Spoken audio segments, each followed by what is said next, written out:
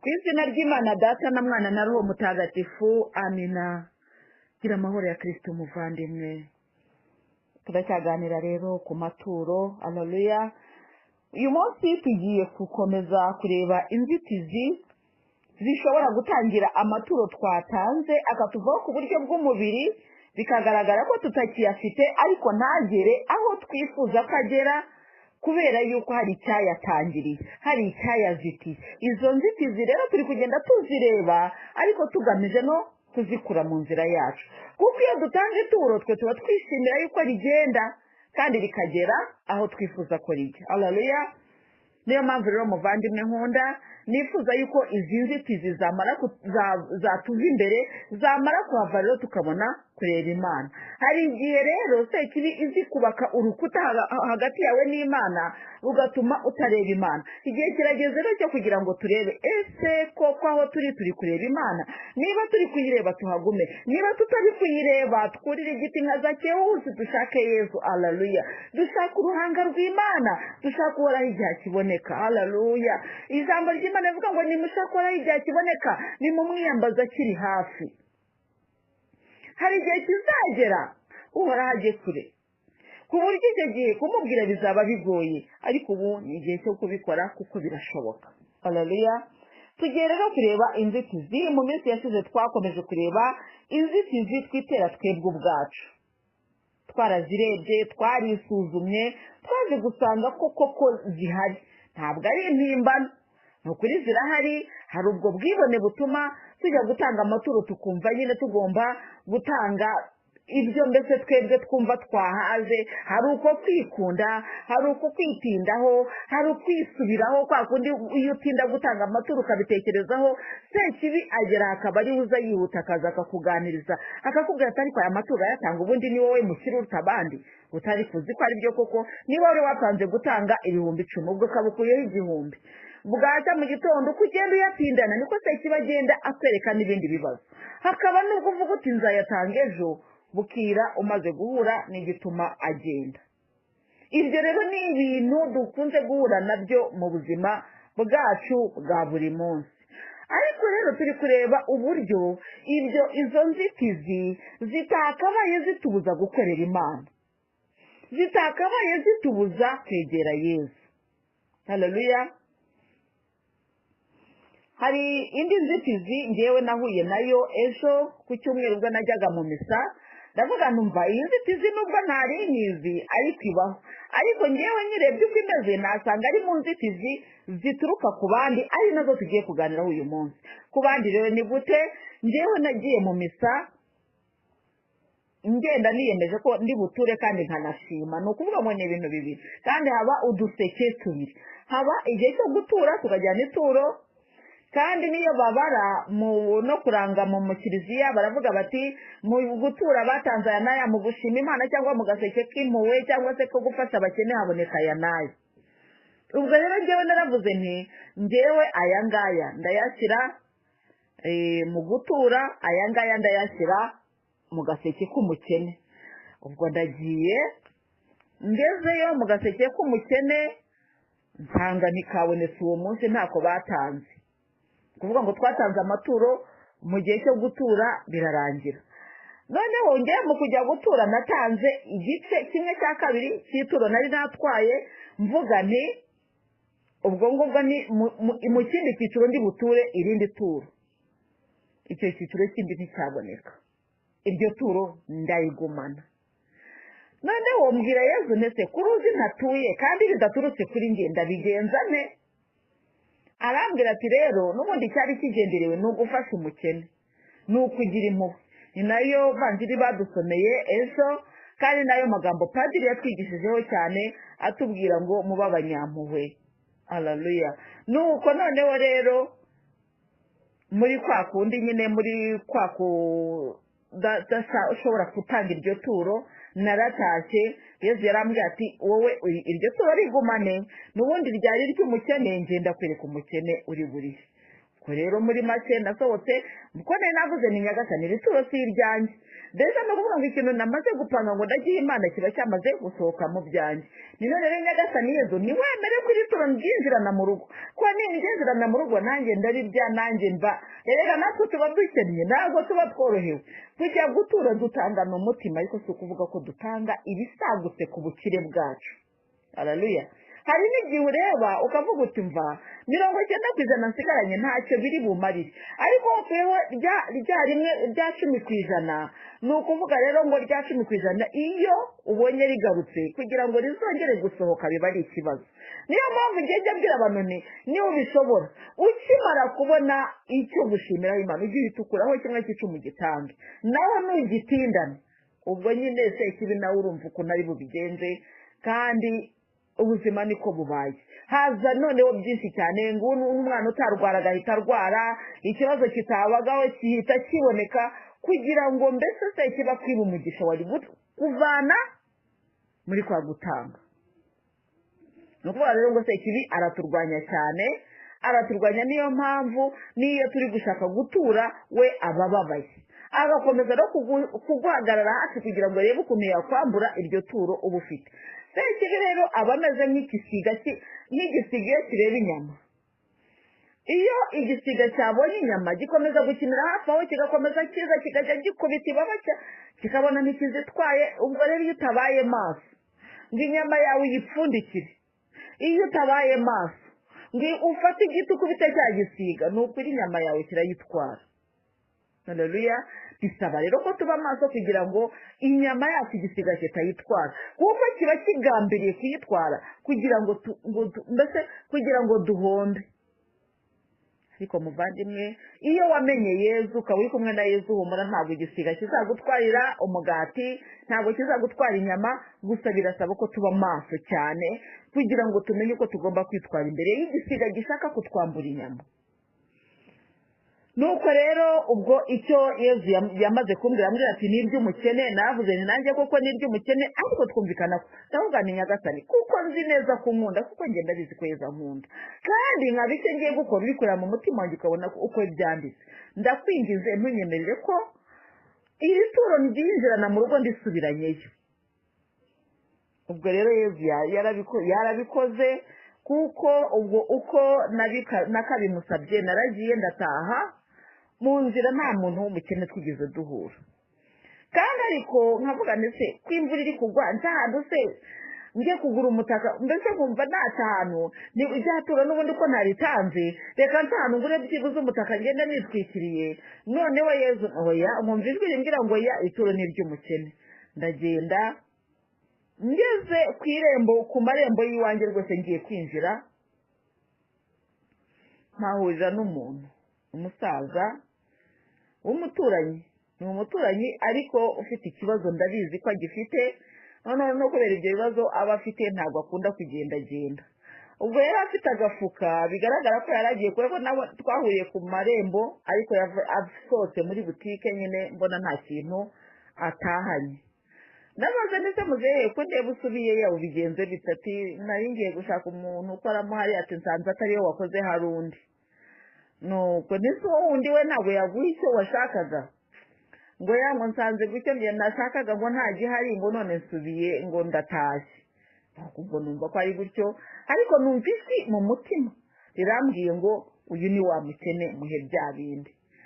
Noneho ndavuga nuko biri kose uyu mukene Yezu niwe atunze urutoki. Narakubwiye muvandimwe, ni mu gutanga ngewe mfite principe ivuga ngo icyo Yezu ambwiye imite ngikora, kuko ni nibeshya gato nkabanza kuvuga ngo none se ngo ubwo yitangiye ngo none se ubwo umenye ngo se kibigiye kuza yitambike. Ubwo Yezu akimara kubimbwira rero nahise muhereza rya turo, nahise ndifataho nari naribise nyine ndari muhereza, arishima cyane cyane cyane. Arangiza ikintu cyambwiye yuko koko ari we, nuko twamaze kuganira nkabona asubiyeyo. Noneho nanjye nkomeza gucunga aho agiye, nsanga asubiye muri ya butike. Bivuga iki rero? Bivuga ngo yari agiye kwikopesha, asanga uwagombaga kumukopa cyangwa se wari usanzwe amukopa ntawe urimo, cyangwa se asanga mbese uko bari babimwimye. Ubwo yagize amahirwe abonye icyo kugura cya kintu yikopeshaga, yahise asubirayo, kandi noneho yasohotseyo. Ubwo nanjye nakomeje gucungira hafi ngo ndebe nyuma yaho rwose yaje gusohokayo afite akagafuka karimo akantu bivuga ikirere bivuga ngo yari agiye guhaha ariko adafite uburyo bwo guhaha. Iyo nkuru rero nyivuze ngira ngo nkubwire ngo hari inzitizi duhura nazo mu gutanga ariko zidaturutse kuri twebwe. Njyewe numvaga nshaka gutanga iryo turo ariko mu by'ukuri nagize inzitizi z'uko nasanze ako gaseke natekerezaga guturamo ntagahari. Ubwo rero mu kugaruka ushobora kugira gutyo ugahita uhura n'ingorane ituma noneho rya turo urikoresha mu bindi utari wateganyije. Icyo gihe rero nibwo njyewe nabwiye Yesu nti ntundenganye, nti nawe urabibona ahubwo ni Nyagasani, ni Yesu niba mbere ko ryinjira mu rugo nubwo ntundenganye, njyewe mweretse ko mfite ubushake bwo gufasha ariko ntundenganye. Ubwo rero Yesu ntiyakurenganya kuko abazi ibituri bugufi, ababona ibyo turimo, ndetse no muri dawe uri mu ijuru duhora dusenga tuvuga ngo ntudutererane mu bitwoshya ahubwo dukize icyago.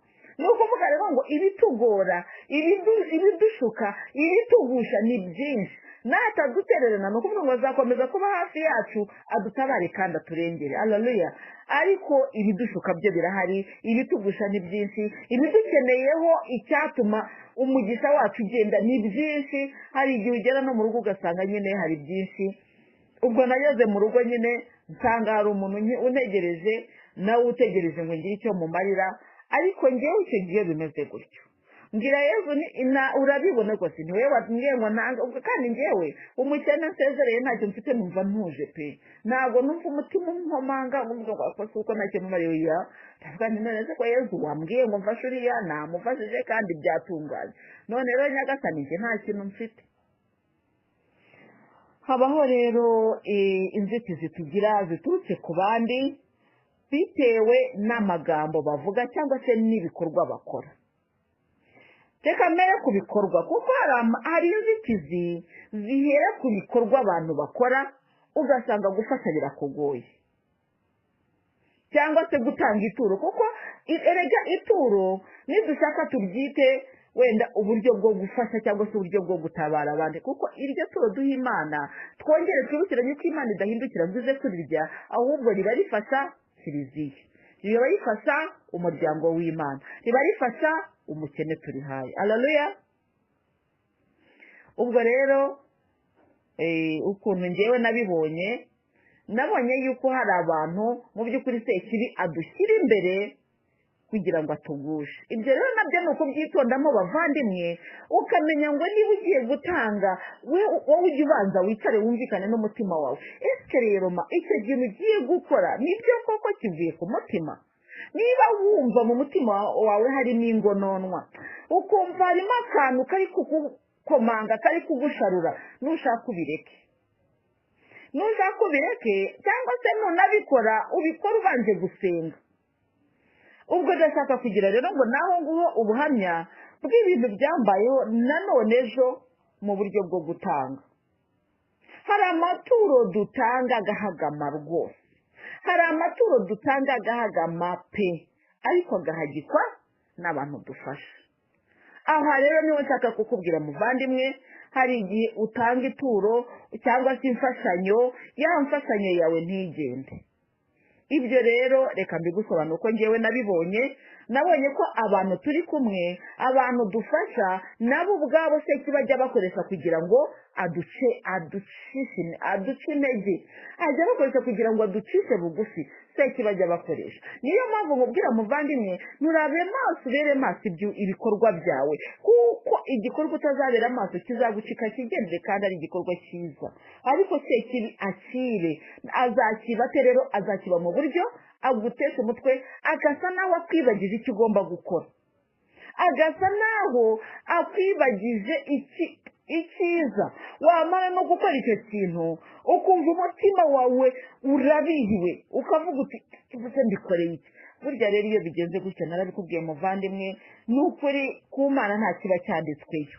Hari igihe rero Sekibi nawe aba yagize ifuhe, akagira ishyari ry'icyo tugiye kwakira cy'igisubizo giturutse muri rya turo tugiye gutanga, giturutse muri kwa kwigomwa muri ya mfashanyo tugiye guha wa mukene. Sekibi akayitambikamo. Sekibi wamureba ugahita ucumura, wamara gucumura rero ukaba uraguye. muvandimwe rero ndagira ngo abantu tuhakora tuyitondere kuko njye nabonye ko hariho pe byambayeho rero ubwo mvuye mu misa uko nguko niko byangendekeye ndatashye nsanze hari undi muntu ntegereje nawe ubwo ngubwo tugira uko tubirangiza noneho mu gihe mbese ndi mu rugo ndi mu turimo twanye ndi kuvuganire kandi nkore audio rwose ngire vuba mbese numva mba ngomba gutegura za audio nasitegura numva mfite umutima rwose utuje ndavuga nubwo mvuye mu misa umugisha ndawufite ngiye gukora audio mu gihe ndi muri ibyo ngibyo rero abana barambwira bati mama hari umuntu ugushaka ngenda ngiye kumwitaba ngeze hanze nsanga n'undi mukene ariko mu mutima wanjye naravuze nako Nyagasani umuntu mpamagaye ngiye gukora audio kuko aturutse mu ijuru mwumva mu mutima wanjye habanje kumva ko harihiwe rwose nabanje kumva numva ntanezerejwe no kumva ko hari umuntu ngiye kwita kuko numvaga hari indi gahunda mbese ni nk'uko umuntu yakwicira gahunda nk'uko umuntu yahagarika gahunda wari ufite kandi wumvaga iguteye navuga ngo iguteye amashyushyu cyangwa se wumva uyifite n'imbaraga noneho rero izo mbaraga umuntu yakubwira ati ndagushaka ukumva zibaye nawe zigabanutse cyangwa zicitse kubera yuko ugiye kubanza kumwitaba ndavuga ni rero kenshi na kenshi ngiye gukora audio nako ni buri gihe ndabanza ngashyira ibintu byose ku ruhande mbese icyo ngomba gutunganya nkagitunganya kugira ngo hataza kugira ikinyenera mu gihe ndaba ndi muri uko gutegura kuko icyo ari cyo cyose cyatuma mpagarika urumva cyaba kimpemukiye hari n'ukuntu wenda umuntu ageraho wenda tuvuge ndamutse nkoze audio imwe indi nkaza kwikora nimugoroba kenshi ntabwo nabasha kwibuka uko zakurikiranaga kugira rero ngo mbashe gukomeza muri rezike twatangiriyemo bisaba ko nkomeza ni ukuvuga ngo ndategura iya mbere ntegure n'iya kabiri wenda ndekeraho ubwo rero iyo bitagenze iyo ngiye gutegura audio nicyo navugaga ndabanza ngashyira ibintu byose ku ruhande nkabwira abana niba hari icyo bashaka kumbwira ndetse muri make nkareba ikihutirwa nkareba kuri WhatsApp niba hari umuntu wanyandikiye wihutirwa ndetse muri make ndabanza nkareba ibyihutirwa bishobora kunza kumbera intambamyi niba hari umuntu dufitanye gahunda ndamwandikira cyangwa muhamagare mubwire ko nambura aza kubaza runaka mbese muri make ikintu cyose ngishyira mu mwanya wacyo kenshi na kenshi rero bituma iyo napanze kunzibuze gukora za audio bituma hari ubwo ntashobora no gutanga randevu atari uko ntahari ahubwo mbona ko nta mwanya ndibuze kubona wundi ahubwo nza kuba ndi mu kazi kuko nako ni akazi rega kandi tugomba kukubahira ko ari akazi ubwo rero iyo haje umuntu tudafite gahunda kenshi na kenshi ndavuga ko Nyagasani uyu muntu koko ubu se koko we kuki wemeye ko uyu muntu aza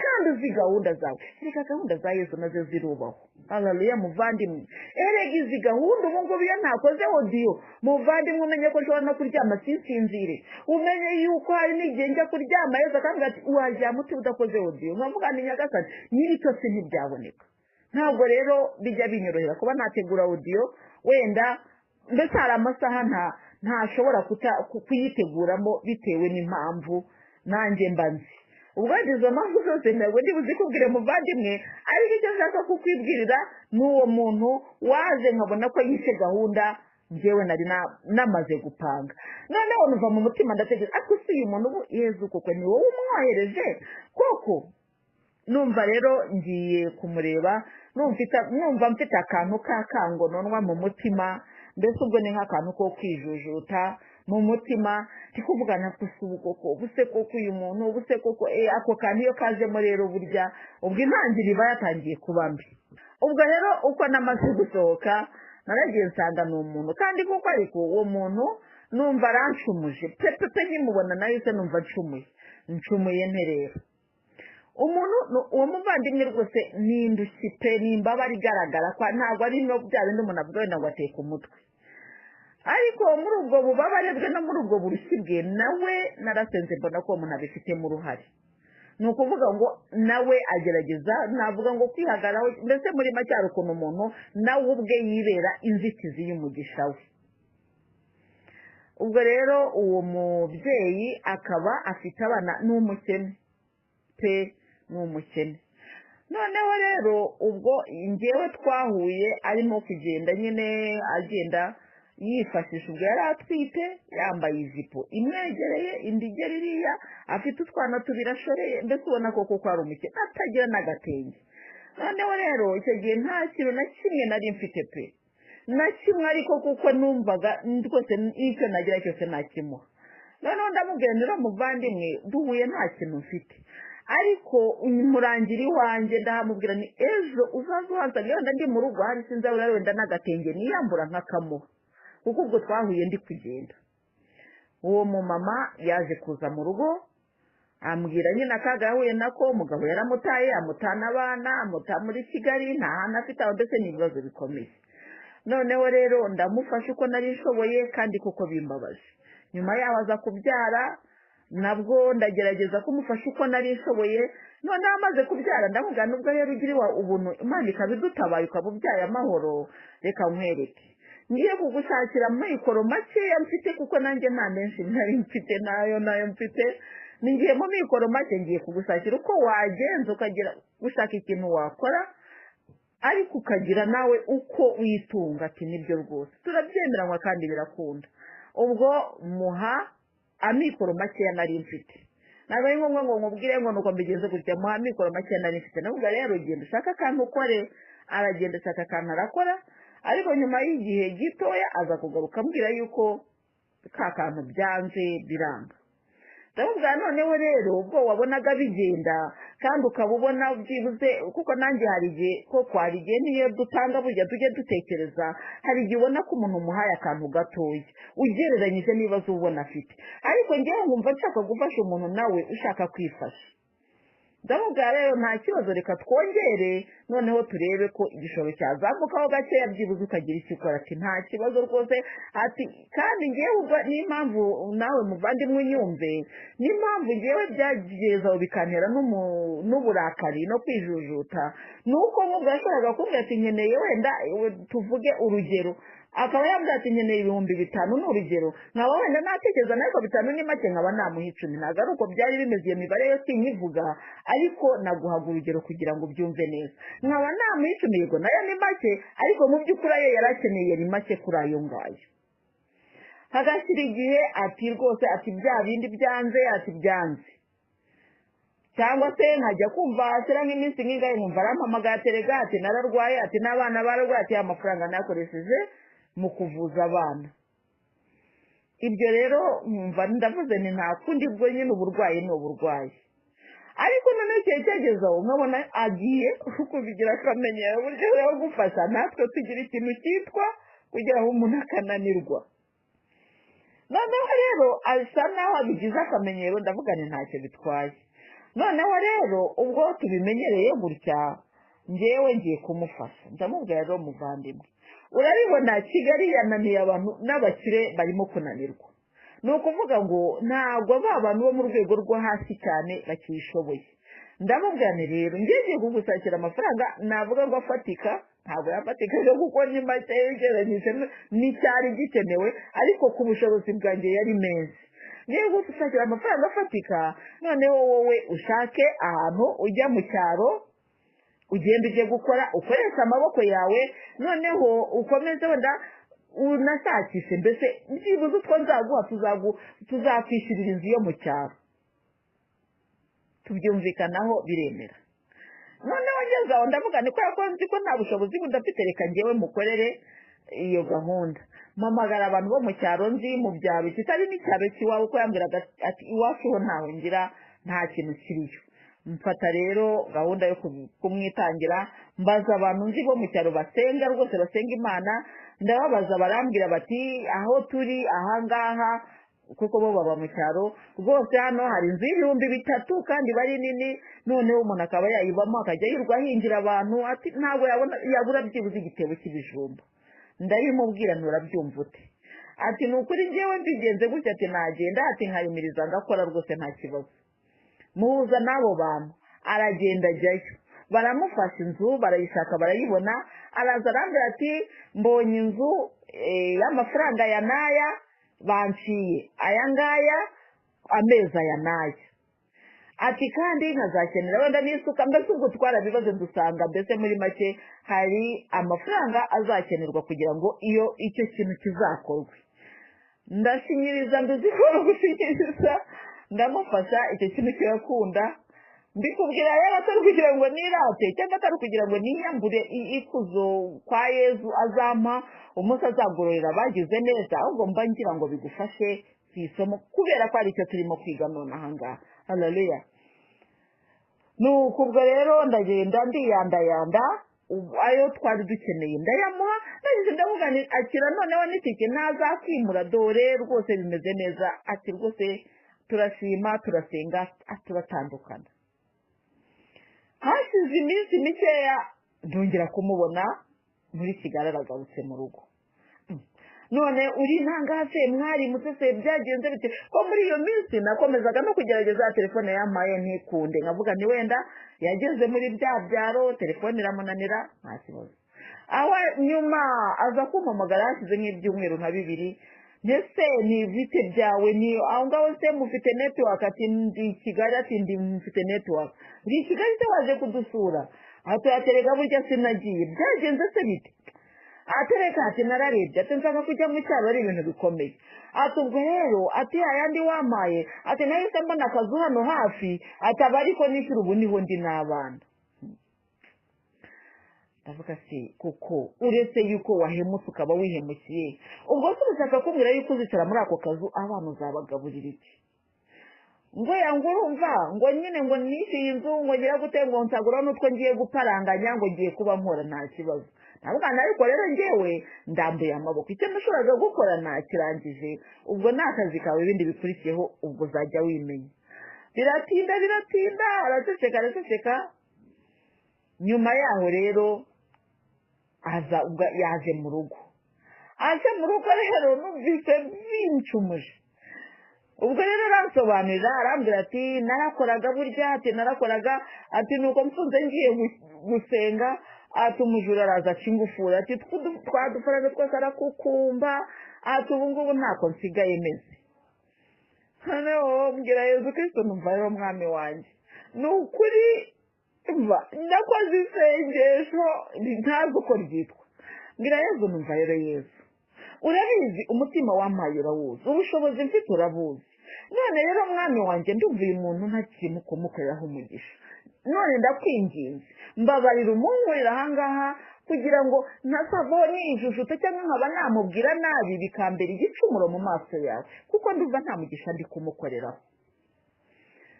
Yezu arambwira ngo bimubwire ntinyagaze yenda bimubwira pe ndagenda ndamwegera ndavuga numva rero muvandimwe nta mugisha nkigukoreraho pe nakubonye numva mu mutima wanjye ko hazi ikintu cyo kwijujuta uzi ko twari twumvikanye gutya na gutya none dore kandi ko kuyabaye nabi yarananutse yararwaye barwaye ubuhe. Arambwira ati yewe ati byanjye byambye abantu ati rwose ati no mu mudugudu baragerageza ati mu kagari baragerageza kumfasha ko byarayoberanye. Ndavuga rero muvandimwe ntabwo mbona icyo nagukorera none uragira ngo bigende bite kandi ubwo niba agiye kuza arazana n'abana be kandi akaza ataguteguje ukajya kureba ugasanga wenda nta n'icyo ufite ako kanya cyo kuramira abo bantu ukabona ko nta mashereka afite umwana wonka uwo mwana wonka umurebye amuhetse wagira ngo ni uruhinja rw'amezi angahe kandi uwo mwana afite imyaka 2 ndumva imyaka ubyara byose imyaka 2 iri hafi akana karagenda ariko ni gato cyane. Ndamureba ndavuga none rero ubu uragira ngo ngufashe iki nkumarira iki koko. Arambwira ko icyiza cye ntabwo ari umuntu uzavuga ngo nimumfashe yaraza akanganiriza ati nayigukumbuye narakubuze ariko wamureba nyine ukahita wumva icyo akeneye. Nuko ubwo rero byarangiye gute rero byarangiye mubwene mbwira none ikintu nagufasha ariko ukumva ko noneho ndangizanye nawe kuko ndashaka kurangizanya nawe kugira ngo ibyo nakoze bitazavaho bindera umuvumo kuko nakomeza nge nabwiyezo ni nakomeza kuza nukuri umuvumo uri buze kuri ngiye kuko ntabwo nzaba nkimwishimiye kuko ntabwo ari byiza yuko umuntu ari icyo ndi kukubwira kunzitizi ziterwa n'abandi. Hari igihe ufashe umuntu ukabona adashaka no kumva ko mbese atashaka kugutera inkunga yo kugira ngo ituro ryawe rizamuke. umuvandimwe rero twumvikanye yuko yarambwiye ati noneho navuye kwizima, ati noneho nubwo kujya mu cyaro cyangwa ati nabwiye mabukwe ko abana abuzukuru be ngiye kubamuzanira noneho babe kwase nta kundi nabigenza, ati kuko urabona bagiye kumfira mu maso. ndamubwira nti rero njye icyo ndi bugukorere niki, none ahangaha akira ifunguro ugenda ugaburira abana, noneho mu munsi uzaze nguhe itike. warabaza usanga arangaye yambwira iyo yabaza agasanga ni itike izamugeza iwabo kandi akagira n'icyo atangira agezeyo. ndamubwira nti rero mu bushobozi bukeya mfite iyo tike ndayikwemereye kuko ariko mbwira ati ubwo ati nafashe umwanzuro ko nzajya ku kagari ngo nkabwira executive bakanteranyiriza bakazakora nk'umunsi w'umuganda, kandi umuganda uba rimwe mu kwezi cyumweru ku wa gatandatu wa nyuma w'ukwezi. ati bakazanterateranyiriza nkabona ko bagira byibuze kuri ayo ngayo kugira ngo mbashe gutati kuko nta wundi mwanzuro nanjye mbona mfite. ndamubwira nti rero wikwiye kujya gukoresha iyo nama, reka njyewe nishakashake ndebe ko nayabona, ariko noneho nyaguhe upakira abantu utahe pe. njyewe niyo wampamagara uri mu cyaro ukambwira uti inzara itwiciyeyo nakumva ko ari inzara, ariko ubu ngubu sindi kubona ko ari inzara, ahubwo ndabona ko wanze kuva mu mujyi, kandi uyu mujyi ntabwo abantu benshi bawushoboye pe. ubuzima bwo mu mujyi buraruhije. mu mujyi kugira ngo urye nuko uba ugomba kuba ufite amafaranga, kugira ngo ube uyafite utayibye nuko uba ugomba kuba wakoze, kandi ako kazi ntabwo abantu benshi bagafite. abashomeri ni benshi, ugasanga rero mu by'ukuri abantu baba bakwiriye gutekereza kure bakareba kure. ubwo rero muri make twatandukanye twemeranyijwe gutyo. ubwo rero niyo mpamvu nakubwiraga nti hari inzitizi ziterwa n'abantu dufasha. umuntu ugasanga ntagashaka kugira ngo niba wenda umubwiye uti kora gutya nawe abigukorera, kandi rero njyewe n'ikibazo yarambwiye ati rega iyo umuntu adashaka kumva nawe ntabwo uzamubazwa. ni ukuri muvandimwe reka nkubwire, nubwira umuntu tugira gutya akabyanga ni ukuri kumureka birashoboka, kuko n'ijambo ry'Imana rivuga ngo nimubura ubwenge nzabareka. n'Imana ishobora kukureka. Imana yaravuze ngo nimugira gutya mugakurikiza amategeko yanjye imvura izagwa muzajya muhinga mweza, ariko nimwanga kubikora. ni ukuvuga rero ngo hari igihe umuntu yanga gukora icyo Imana ivuze kubera umutwe we ukomeye. uwo mutwe ukomeye rero ujya utuma abantu benshi bataronka. uwo mubyeyi ntabwo ari umutekamutwe pe, ntabwo ari umutekamutwe. wenda n'isi cyari cyo kuvuga ngo ni babandi umuntu aba yarahuriye nabo mu nzira, oya ku kigaragara rwose ntabwo ari umutekamutwe. ariko noneho niba atari umutekamutwe mu buryo bwo gusaba, ariko noneho nanjye ananiza uko muhaye nawe uganigira gutya akagerageza wenda bikanga, si ukuvuga ngo ntabigerageze, ariko mu by'ukuri ukabona yuko afite n'icyo kintu cyo kudashaka kuva mu mujyi. icyo kintu nanjye ngipfa n'abantu njyewe gipfa n'abantu benshi cyane, ugasanga abantu barimo kugorwa mu mujyi, ariko wamubwira uti wakwigiye mu nkengero z'umujyi cyangwa mu cyaro, ugasanga ahubwo uramututse ngo ngewe ngo sinshobora kujya mu cyaro, ngo urumva ngo ngewe ngo najya mu cyaro gute, ngo reka ngo ngewe ngo, ugasanga umuntu ari guhunga icyaro. ariko kandi wareba bari mu cyaro ugasanga bamurushije imibereho, ugasanga byibuze muri icyo cyaro aho ari gutinya hari uburyo ashobora gukorera amafaranga make y'umuhinzi ku munsi, bakamuha byibuze amafaranga make cyangwa se igitebo cy'ibijumba. ntabwo ari kimwe rero ni Kigali, aho uzabona nta n'umwe wakubwira ngo ngwino mpingire. Kigali nta butaka bwo guhinga dufitemo, ahubwo usanga ari aho gutura. no kujya kubaka abantu barabyize, hari abantu baba barabyize, n'abayede n'abafundi baba barabyize. ntabwo rero wajya kubona umugore uhetse umwana ngo umubwire ngo ngwino ngo ujye kumbera umuyede, ntabwo byoroshye. mbese hari ibintu ubona ko bikomeye pe. mwavuga rero twebwe turafasha, ariko kandi nabo dufasha hari igihe nabo batubera ibifasha, hari igihe batubera inzitizi kugira ngo amaturo yacu azamuke. muvandimwe rero njyewe umwanzuro ngiye kuguha uyu munsi ari nawe Yezu yampaye, ari nawe nakoresheje pe. bwiza umuntu kuri, aho kugira ngo ukomeze kumfasha ugonona, aho kugira ngo mubwire ngo muvandimwe mfasha umfashe, nurangiza wumve bikuremereye ujye kubiganira na runaka. ikiruta mpamagara umbwiza ukuri, umbwira uti rero muvandimwe nagufashaga nkumva ntabwo bindemereye, ko sinzi impamvu byatangiye kundemerera, ndananiwe rero aho kugira ngo nzakorere umuvumo kuri wowe ndahagaze. birumvikana azababara, birumvikana ashobora no kukuvuga nabi cyangwa akagutuka, ariko uko biri kose hari icyo muzamurangizanyeho kurusha uko wakomeza kuguma ugerageza gufata kandi wumva bikuremereye, kurusha uko yakubwira ati ntabara ukamubeshya kubera yuko waremerewe no kumufasha. Muvandimwe, ibyo ndi kuvuga uri kubyumva, aho kugira ngo umbwire ngo muvandimwe ngo ntabwo mbashije kugufasha, ngo hari umuntu mbereyemo ideni ngo utaranyishyura kandi ari nawe, ahubwo atinyuka umbwiza ukuri, umbwira uti rero naragufashaga bikankunda ariko ubu ntabwo bikishobokeye, kubera impamvu ugashaka ariko nawe uburyo bwiza ubivuga, kuko nanjye wenda nubimbwira wafashaga bikangirira akamaro, nanjye ndababara, kandi nimbabara niho hahandi usanga umuntu atangiye no kugarura ya matura kera ngo ariko se ngo ubundi se ngo ugatangira kumutuka wa muntu wagufashaga kandi wenda yaragukoreye byinshi byiza. Hari ukuntu rero natwe tugomba no kugira rangaje nziza donc uburyo bwiza tubwiramo abantu, ukamubwira ijambo rituruka mbese rivuye mu mutima mwiza, ukarimubwira neza, ukariherekesha amagambo meza, byibuze umuntu akaryumva neza. Uvuga muvandimwe rero dore nagize ibibazo bimera gutya na gutya na gutya, none ndabona ubushobozi butakinyemereye, wenda Imana nishoboza nkabona ikindi cyengera ku icyo mfite nzagutabara, ariko ubu ntabwo bishobokeye. Ibyo biroroshye cyane. None hagasigara wenda rwana n'iryo jambo, ariko wowe ukaba warangije gukora inshingano yawe, kurusha uko wowe wavuga ngo ngiye kubikora kandi ntubikore. Nk'aba bana babiri ijambo ry'Imana ritubwira ngo ninde wakoze ugushaka kwa se. Umugabo yari afite abana babiri, haleluya, arabahamagara bombi, abwira umwe ati ngira mu murima ujye kunkorera. Umwana avuga ati dawe ngiyeyo rwose ntugire ikibazo, ntiyajyayo. Undi aravuga ati sinshobora kujyayo, njyewe ntabwo nkwemereye ko ushobora kujyayo. Ariko igihe hirya arabitekereza asanga icyo se yamusabye gikomeye ajyayo. Ijambo ry'Imana rivuga ngo muri abo babiri ninde wakoze ugushaka kwa se, n'uwo wamushubije neza cyangwa n'uwo wakoze icyo yamubwiye.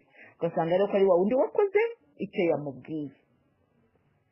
Bityo rero nawe muvandimwe, aho kugira ngo ujye ukomeza kuvuga ngo ngewe ngo nzabikora kandi ntubikore, icyo utavugisha ukuri, uvuga uti dawe sindi bujyeyo, wenda nugira amahirwe akagira icyo Nyagasani kugoborera nyuma ya rya jambo, ubwo icyo gihe uri buhindura imvugo, kurusha uko avuga ngo Mana ngo ngiye kwiyemeza ngo kubikora kandi ntuzabisohoze. Ibyo rero biba bibaye bibi.